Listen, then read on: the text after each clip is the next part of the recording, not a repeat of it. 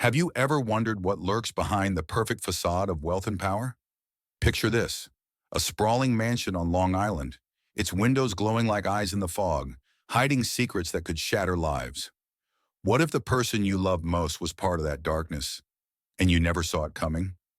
I'm Emily Carter, and this is my story, a descent into a web of lies, betrayal, and a fight for freedom that's still unfolding.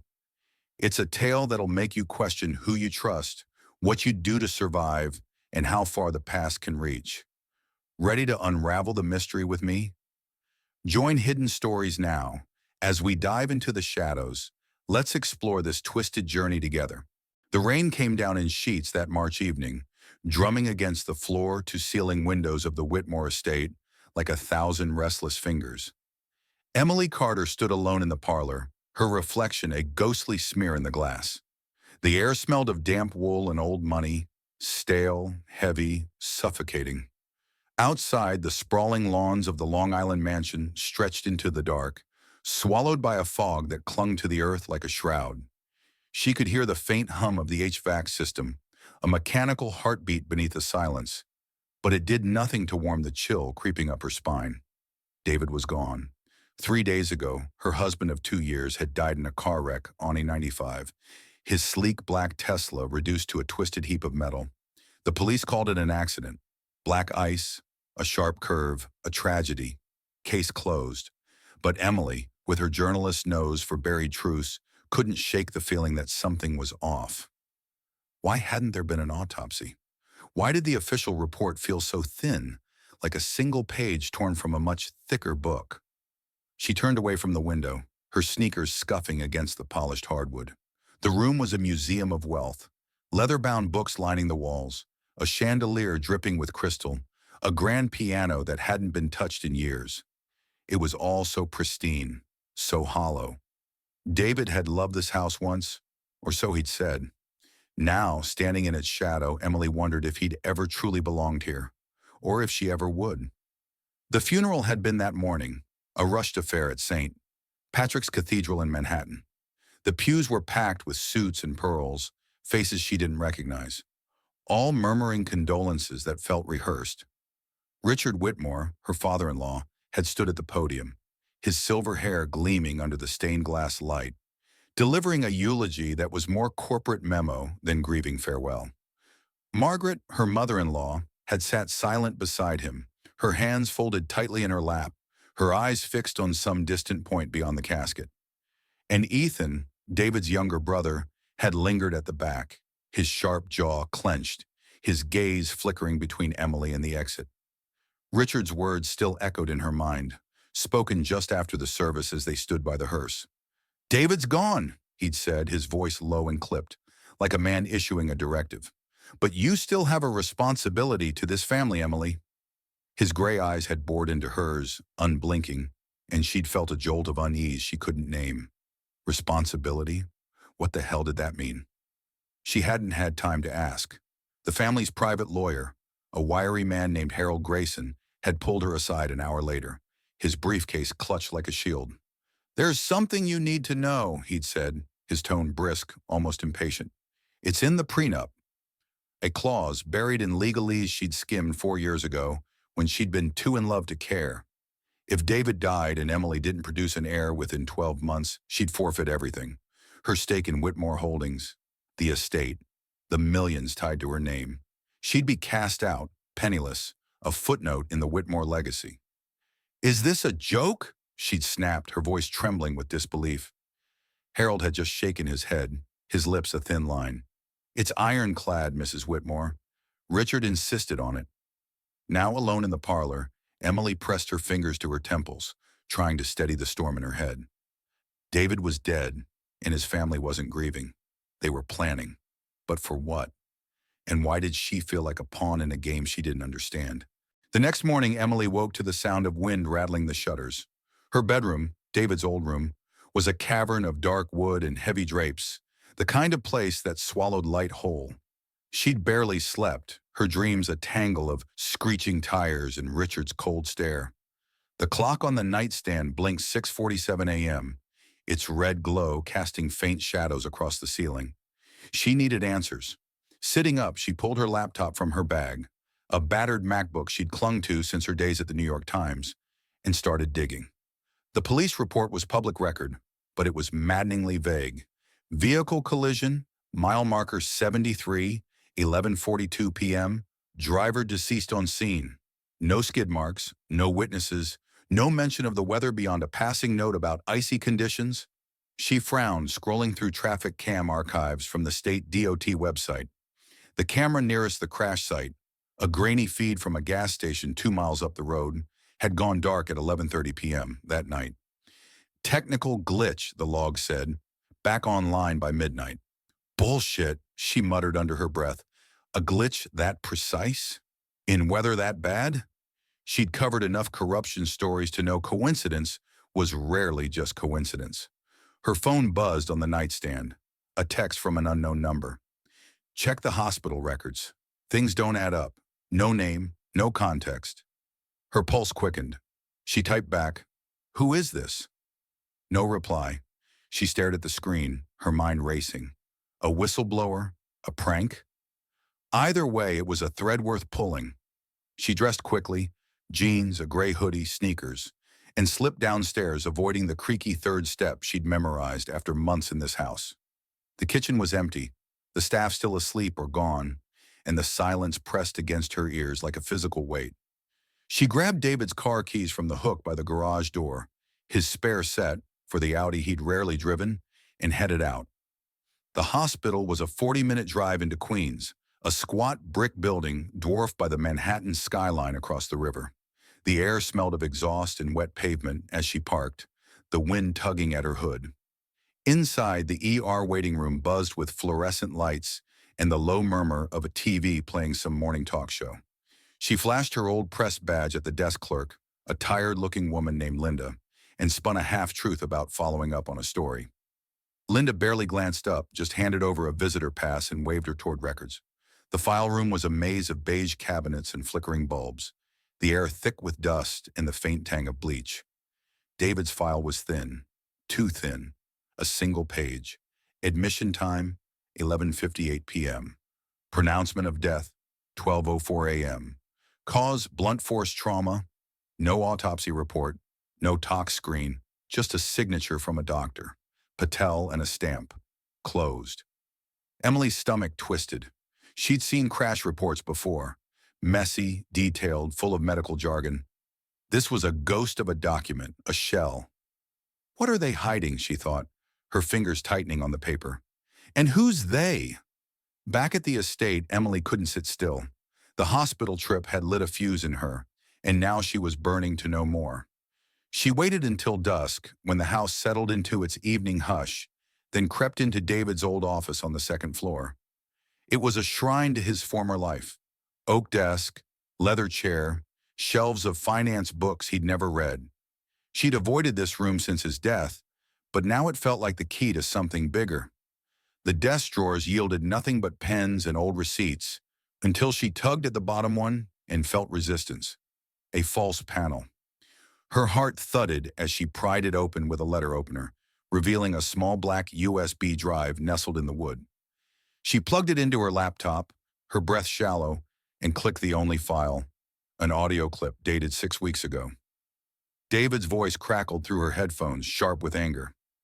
Dad won't let Ethan live like a normal person, and I'm done letting him do it to me, or anyone else. A second voice, male, low and gravelly. You're leaving the family. You know that's not an option. David. I'll find a way. I have to. The recording cut off.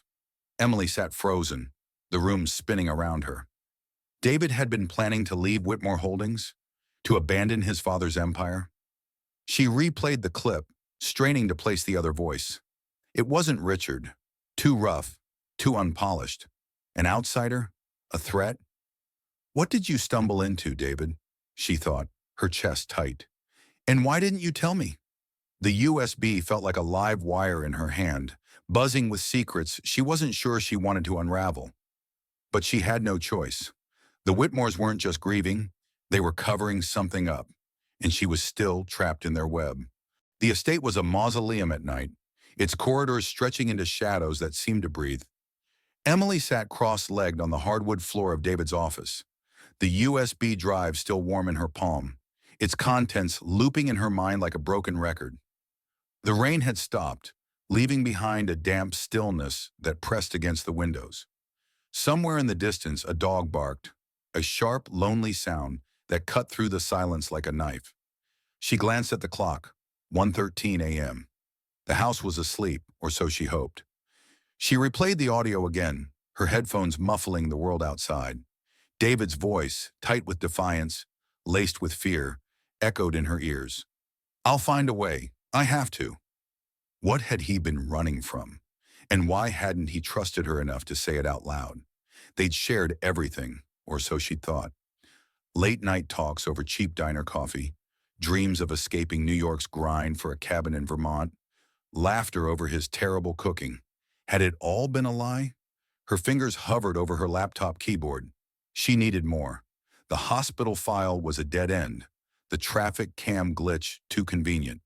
But that text, check the hospital records. Things don't add up, gnawed at her. Whoever sent it knew something. She opened her phone, staring at the anonymous message. "Who are you?" she typed again, her thumb hesitating over the send button.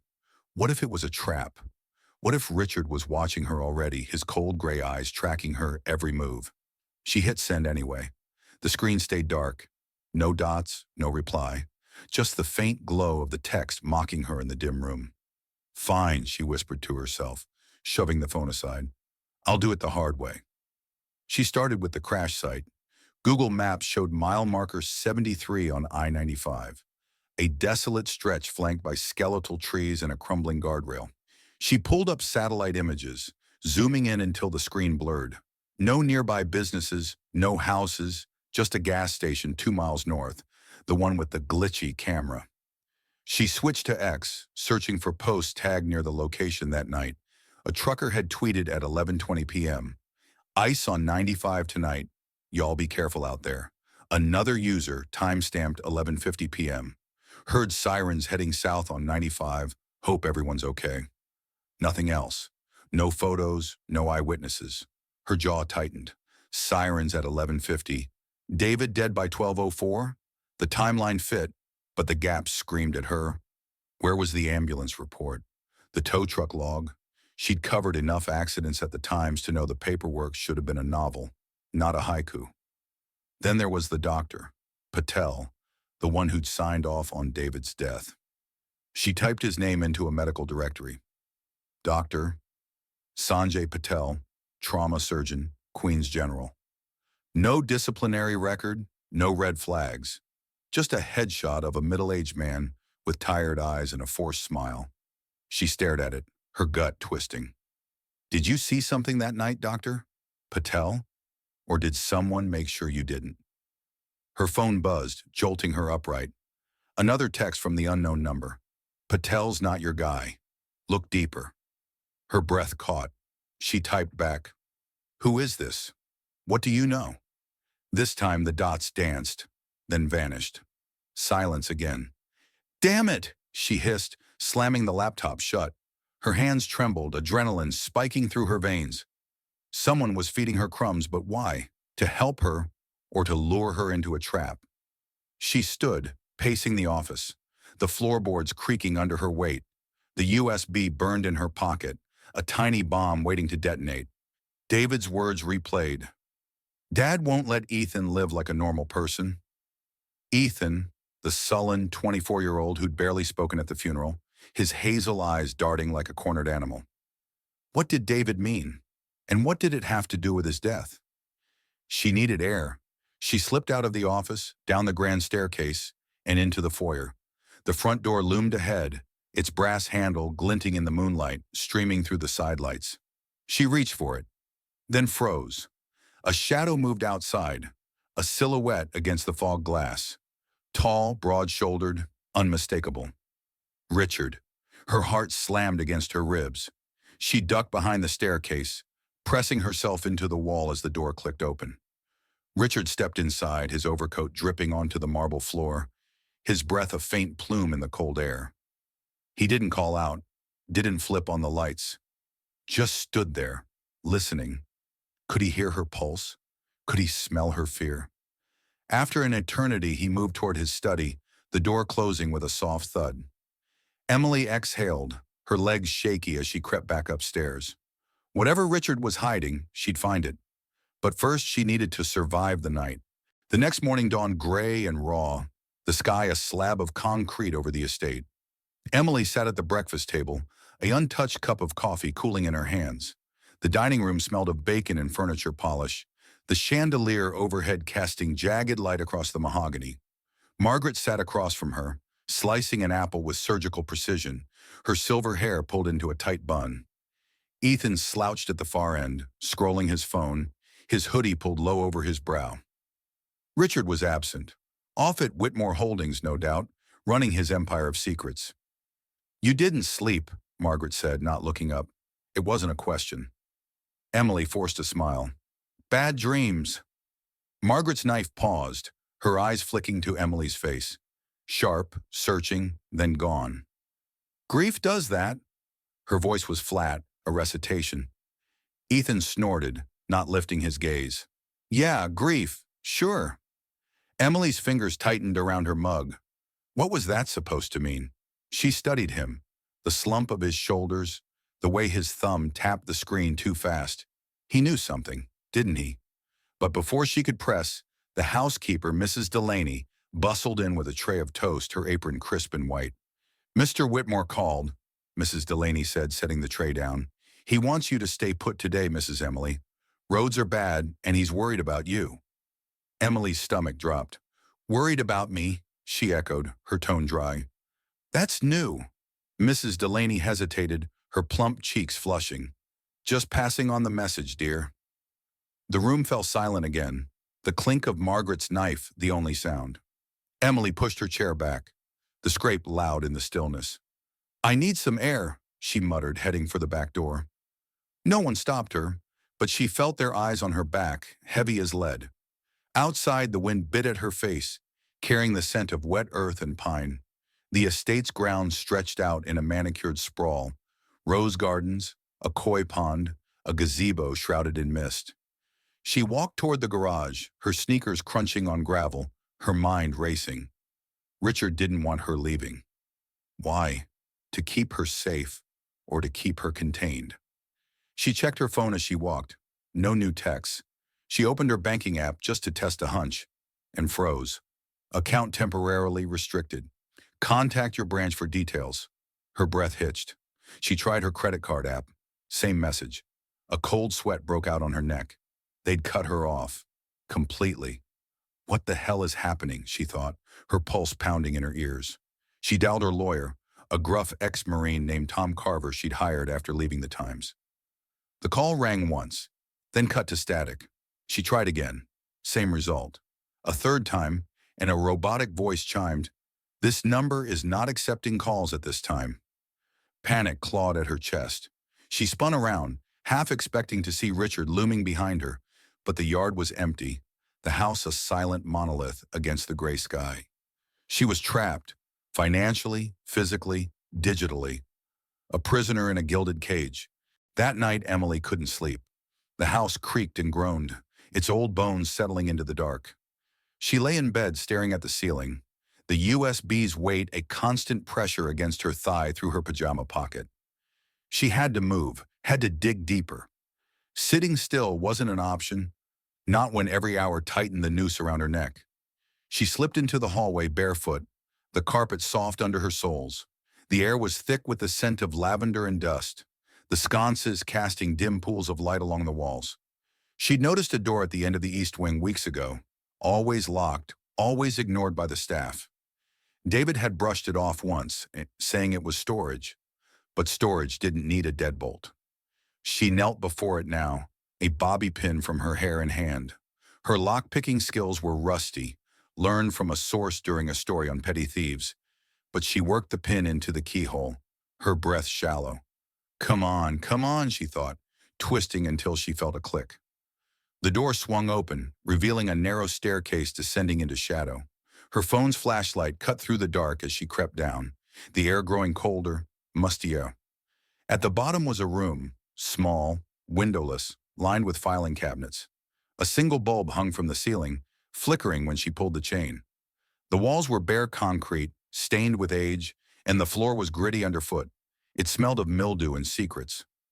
She opened the nearest cabinet, her hands trembling. Inside were folders, dozens of them, each labeled with a woman's name and a date. Claire Hammond, 1987. Lisa Grayson, 1992. Rebecca Tate, 2005. Her mouth went dry as she flipped through one.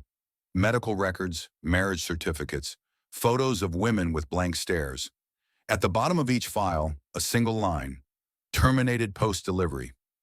Emily's knees buckled. She sank to the floor, the folder spilling across her lap. These women, they'd married into the Whitmore family, born children, then vanished. Terminated. The word echoed in her skull, cold and final. Was this what awaited her if she played along with Richard's responsibility? She dug deeper, her fingers frantic. Another file caught her eye. Ellen Carter, 1994. Her mother's name. Her vision blurred as she opened it. A photo of a young woman, blonde and wide-eyed, standing beside a younger Richard Whitmore. A birth certificate followed, Emily's own, dated April 15, 1995. And a note scrawled in Richard's precise hand. Subject escaped. Relocation staged. The room spun. Her mother hadn't died in a car crash when Emily was 3. She'd fled, faked her death to escape this family. And Richard had brought Emily back. Married her to David, without her ever knowing she was part of his twisted game. Why me? She thought, tears burning her eyes. What kind of monster plays God with his own blood? The basement room felt like a tomb, the air pressing against Emily's lungs as she clutched her mother's file. The flickering bulb overhead buzzed like a trapped insect, casting jagged shadows across the concrete walls. Her knees dug into the cold floor, the grit biting through her pajamas, but she barely noticed. Her mind was a whirlwind. Ellen Carter, her mother, had been one of them. A Whitmore bride, a pawn in Richard's sick dynasty, until she'd clawed her way out. And now Emily was here, trapped in the same snare, her entire life a lie orchestrated by the man upstairs. She stumbled to her feet, the folder trembling in her hands. How could I not see it, she thought, her breath hitching. The family photos she'd grown up with. Ellen smiling in a sundress, holding toddler Emily on a beach. Were they staged too? Had her mother spent every day looking over her shoulder, knowing Richard might find her again? The betrayal cut deeper than the fear, a blade twisting in her gut. David had known, hadn't he? He'd married her under his father's orders, and she'd been too blind, too in love to question it. Footsteps echoed above, slow, deliberate, thudding through the ceiling. Her heart lurched. She shoved the file back into the cabinet, her fingers fumbling as she clicked the lock shut. The stairs creaked under her weight as she bolted up, easing the door closed behind her just as a shadow rounded the hallway corner. Ethan. He froze, his hoodie casting his face in shadow, his hands shoved deep in his pockets. For a moment they stared at each other, the silence thick with unspoken questions. His hazel eyes flicked to the locked door, then back to her, narrowing slightly. What are you doing down here? His voice was low, edged with something she couldn't place. Suspicion? Fear? Emily's pulse raced. She could lie, play the grieving widow lost in the house, but her instincts screamed otherwise. Ethan wasn't like Richard or Margaret. He'd been on the fringes since she'd arrived, watching, waiting, a coiled spring ready to snap. Maybe he was a way out. I found something, she said, her voice steady despite the tremor in her chest. About David, about this family. Ethan's jaw tightened. He stepped closer, his sneakers scuffing the carpet, and for a second she thought he might lunge. Instead he leaned in, his breath warm against her ear. Not here. Meet me in the garage. 5 minutes. He turned and vanished down the hall, leaving her alone with the hum of the house and the weight of her decision. Can I trust him, she thought, her hand brushing the USB in her pocket. Ethan had played the loyal son at the funeral, but that snort at breakfast, that flicker of disdain, he hated this place as much as David had. Maybe more. The garage smelled of gasoline and rust, a cavernous space lit by a single hanging bulb that swayed in the draft. Three cars gleamed in the shadows: David's Audi, Richard's Bentley, a beat-up Jeep that must have been Ethan's. The wind howled outside, rattling the metal doors, and Emily shivered in her hoodie, her sneakers crunching on stray gravel. She checked her watch. 2:47 a.m. The estate slept, but she felt its eyes on her, 1,000 unseen cameras tracking her every step. Ethan emerged from behind the Jeep, a duffel bag slung over his shoulder. He looked younger in the dim light, his sharp features softened by exhaustion. "You've got 10 seconds to convince me you're not crazy," he said, dropping the bag with a thud. Emily pulled the USB from her pocket, holding it up like a talisman. David was leaving. He recorded it, him and some guy talking about getting out. He said Richard wouldn't let you live like a normal person. What did he mean, Ethan? His face hardened, but his eyes betrayed him. Wide, raw, a crack in the mask. He ran a hand through his dark hair, pacing a tight circle. "You don't know what you're digging into, Emily. You think you're smart, but you're just scratching the surface." "Then tell me," she snapped, stepping closer. "I'm locked in this house, my accounts are frozen, my calls are blocked. I found files downstairs, women who married into this family and disappeared after having kids. My mother was one of them. So yeah, I'm digging, and I'm not stopping until I know why David died and what Richard's planning for me." Ethan stopped pacing, his gaze locking onto hers. For a long moment, he said nothing, the bulb's hum filling the void. Then he laughed, a short, bitter sound that echoed off the concrete. "You really are like her, aren't you?" "Ellen, stubborn as hell." Her breath caught. "You knew my mom?" "I was a kid when she left. Barely remember her. But David did. He used to talk about her. Said she was the only one who ever got away from Dad." He shook his head, his voice dropping. "He was wrong, though. No one gets away. Not really." Emily's mind reeled. "What does that mean? What's Richard doing?" Ethan unzipped the duffel, pulling out a laptop. Sleek, black, nothing like the clunky family desktop in the study. Whitmore Holdings isn't just a finance gig. It's a machine. Money laundering, trafficking, blackmail. Dad's got half the East Coast in his pocket. Cops, judges, senators. David found out a year ago. Tried to blow the whistle. Guess how that ended? Her stomach twisted. The crash, it wasn't an accident. Doesn't take a genius to figure that out. Ethan's tone was sharp, but his hands shook as he booted up the laptop. He was meeting someone that night, a Fed, I think. Dad must have known. Emily sank onto a stool by the workbench, her legs unsteady. David, her David, had been a whistleblower? All those late nights he'd brushed off as work, the tension she'd chalked up to stress, it hadn't been the marriage falling apart. It had been this. "Why didn't he tell me?" she whispered, more to herself than Ethan. "Because he knew you'd do this," Ethan said, gesturing at her. "Run headfirst into the fire. He wanted you safe." "Safe?" She laughed, the sound hollow. "I'm a prisoner here. What's next? Richard locks me in a tower until I pop out a kid for him?" Ethan's silence was answer enough. He tapped the laptop, pulling up the encrypted drive. This is what David was working on. Bank records, shipping manifests, names, enough to bury Whitmore Holdings if we can get it out. "We?" She raised an eyebrow, hope warring with distrust. "Why should I believe you're not just playing me for him?" He met her gaze, unflinching. "Because I'm next. Dad's grooming me to take over. But I'm not David. I won't toe the line forever. If we don't move now, we're both dead." The plan was reckless, desperate, born in the flickering light of the garage.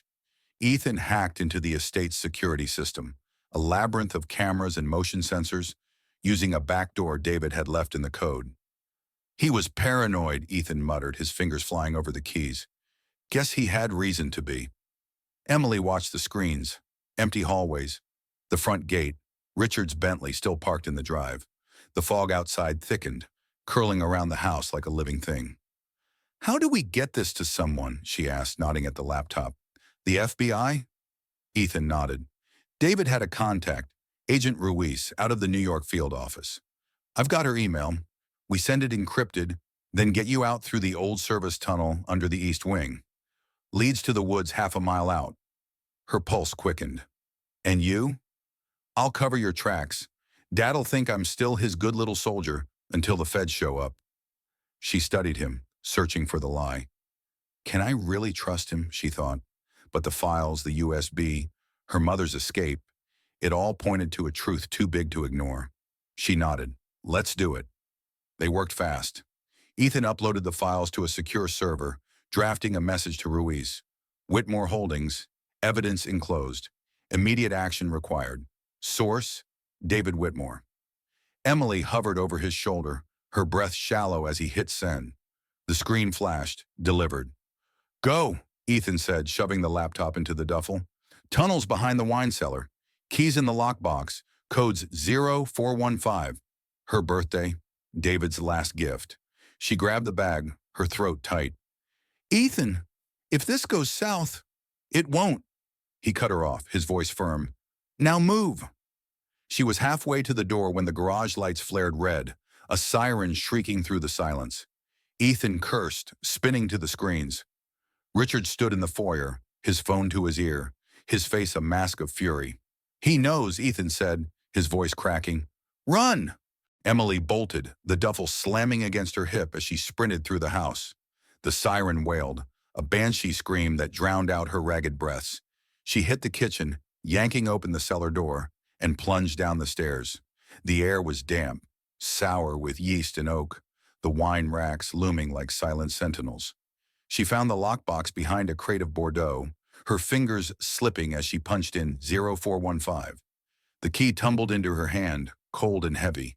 The tunnel door was rusted steel, hidden behind a false panel. She shoved it open, the hinges groaning, and ducked inside. The passage was narrow, the walls slick with moss, the air thick with earth and decay. Her flashlight beam danced ahead, illuminating puddles and cobwebs, but she didn't stop. Footsteps thundered above, Richard's men closing in. Keep going, she thought, her chest burning. You're almost there. The tunnel stretched on, a quarter mile then half, her sneakers splashing through icy water. Her mind raced, Ethan's betrayal, David's death, her mother's ghost. Was this freedom or just another trap? The exit loomed ahead, a grate covered in vines.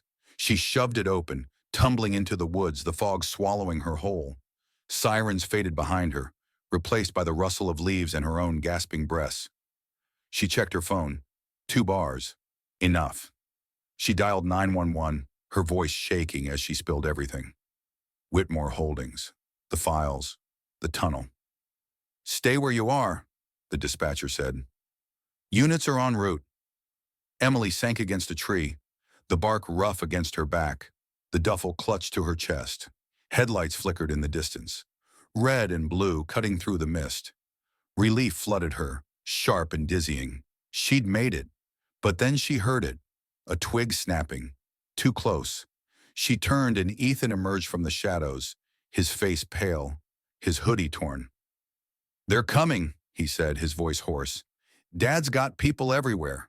The feds might not be enough. Before she could respond, a voice boomed through the trees. Richard's, cold and commanding. You can't run, Emily. This is bigger than you. The woods were a labyrinth of fog and shadow, the air thick with the scent of pine and wet earth. Emily crouched behind the gnarled trunk of an oak, her breath fogging in the chill, the duffel bag a dead weight in her arms. Ethan stood a few feet away, his silhouette tense, his eyes darting through the mist. Richard's voice echoed again, closer now, a predator's growl cutting through the night. You can't run, Emily. This is bigger than you. Her stomach lurched. The red and blue lights of the approaching police flickered through the trees, maybe a mile off, their sirens a faint wail against the wind. Help was coming, but would it get here in time? She glanced at Ethan, his torn hoodie flapping in the breeze, his hands clenched into fists. Is he with me, or is this his last play for Richard, she thought, her pulse hammering. He'd gotten her this far, but trust was a luxury she couldn't afford. Move, Ethan hissed, grabbing her arm and pulling her deeper into the woods.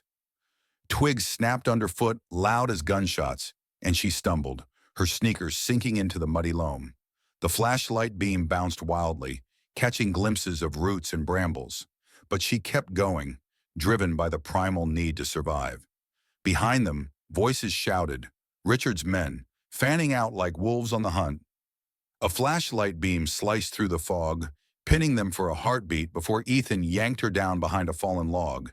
She pressed her face into the damp moss, the earthy tang filling her nose, her heart slamming against her ribs. "They're too close," she whispered, her voice trembling. "We're not going to make it." Ethan's jaw tightened, his eyes glinting in the dark. "We will. Just stay low." The beam swept past and they bolted again, weaving through the trees.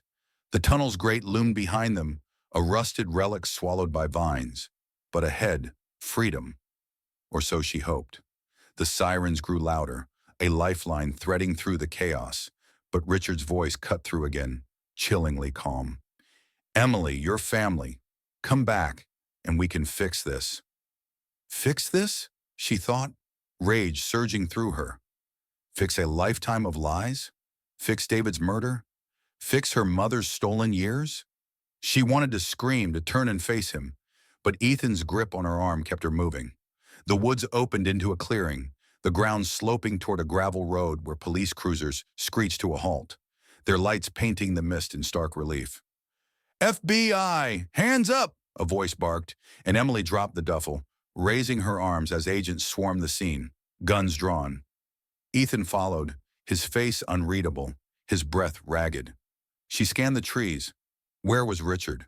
Had he slipped away, a phantom in the night? An agent approached, a woman with sharp features and a badge clipped to her vest. Ruiz, David's contact. "Emily Carter?" she asked, her tone clipped but steady.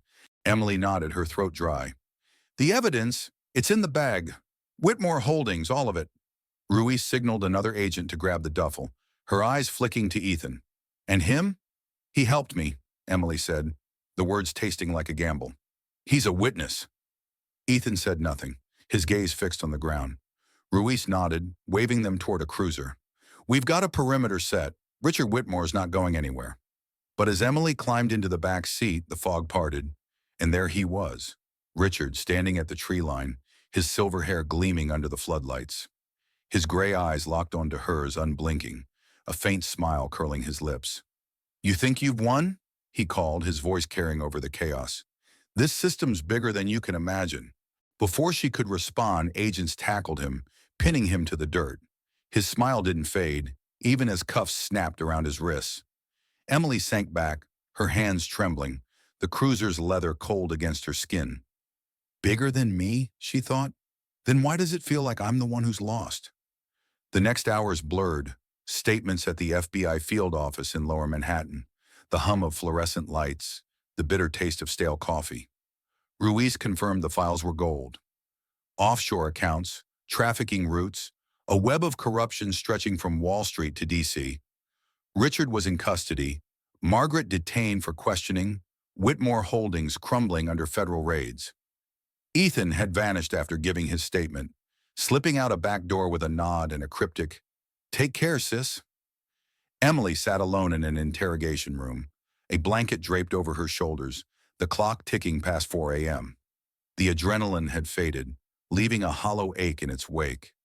David was gone, her mother's past a wound reopened, and the Whitmore name, a curse she'd never escape. Did I win, she wondered, staring at her reflection in the one-way glass? Or had she just traded one prison for another?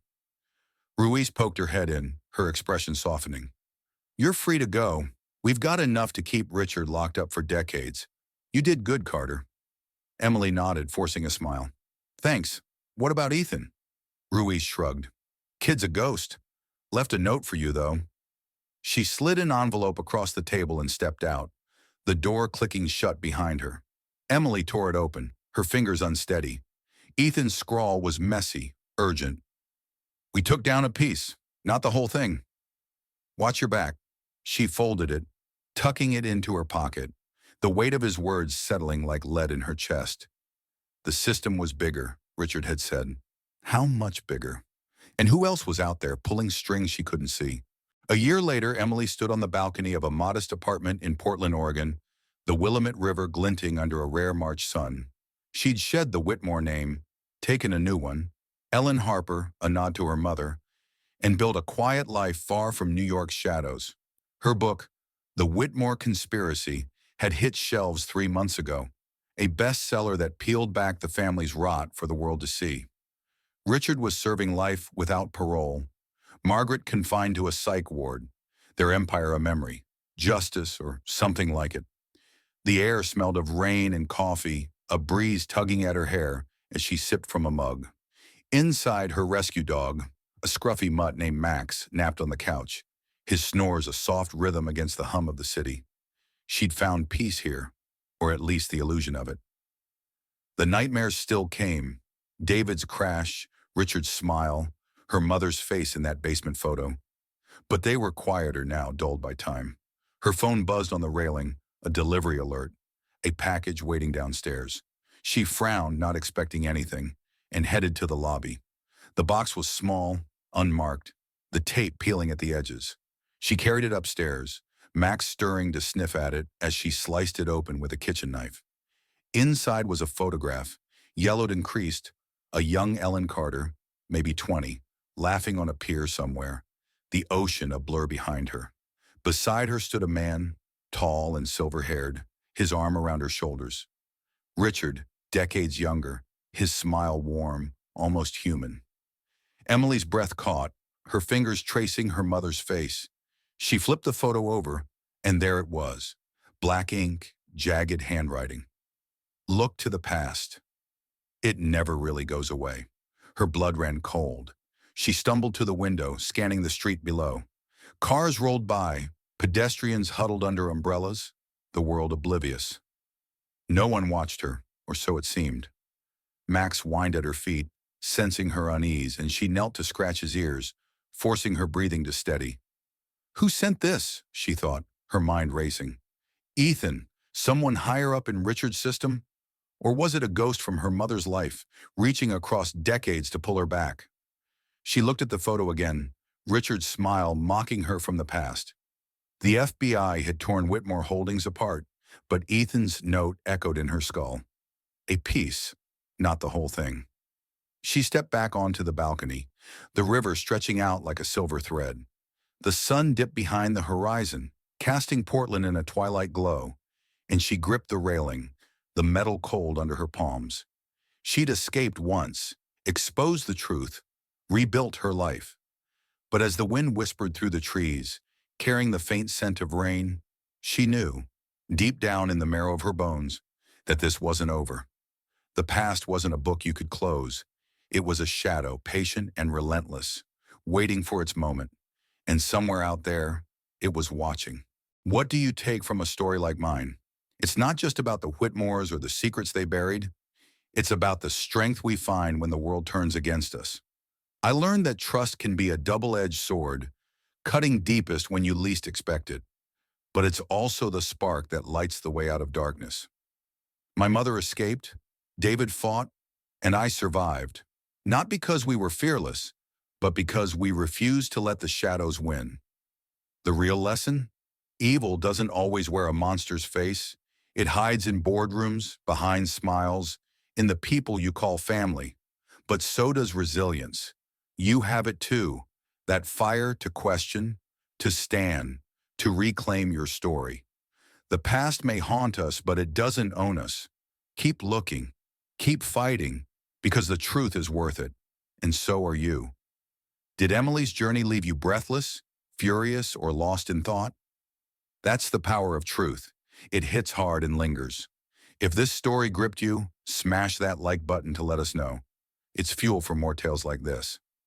Drop a comment below. What would you have done in Emily's shoes? Could you face the shadows head on, or would you run? Share this video with your friends. Spread the word about the Whitmore conspiracy and spark a debate over coffee or late-night chats. Haven't subscribed yet? Hit that subscribe button and ring the bell. Join the Hidden Stories Now crew for more heart-pounding mysteries where we peel back the layers of power, betrayal, and survival.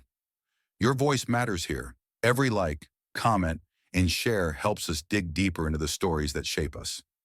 Let's keep the conversation alive. What's the one secret you'd risk everything to uncover? Tell us below and let's unravel the next shadow together. See you in the next one.